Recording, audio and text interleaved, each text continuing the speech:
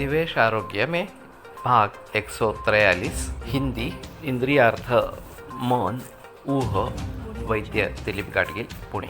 तो मैं ऊह के बारे में बात कर रहा था।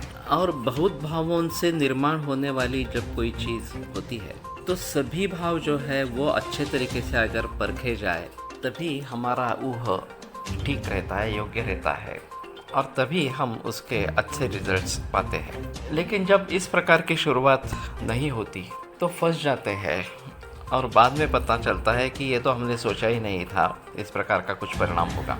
जैसे अभी हरित क्रांति या धवल क्रांति के रूप में खेती में जो परिवर्तन आया उसमें संकरित बीज का प्रयोग शुरू किया गया और फिर उसको अपनी प्रतिकारक क्षमता नहीं है तो वो रोगों से आक्रांत हो सकते हैं।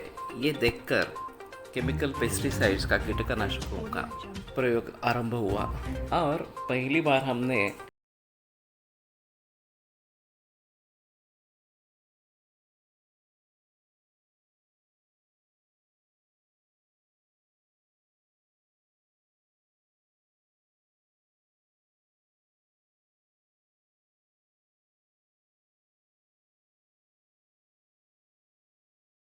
कीटकों का नाश करते थे। तो परिस्थिति ऐसी आ गई कि हमें पूरी तरीके से केमिकल पेस्टिसाइड्स पर डिपेंडेंट हो जाना इस प्रकार से।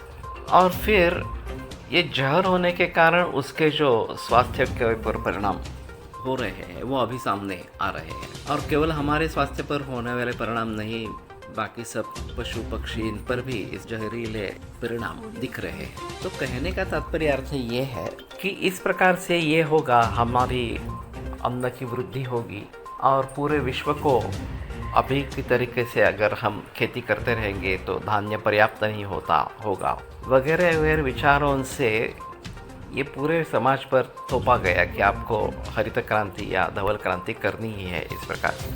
अब ये बातें जब सामने आ रही है या दूसरे क्षेत्र में भी जो विकास की नीति अपनाई गई इस प्रकार से और फिर उसके जो गंभीर परिणाम निकल आ रहे हैं तो उससे मुड़कर लोग फिर से नैसर्गिक साधन सामग्री का प्रयोग करना चाहिए, उसको नष्ट नहीं करना चाहिए, विकास का शाश्वत प्रारूप होना चाहिए वगैरह वगैरह इस प्रकार से बोलने लगे।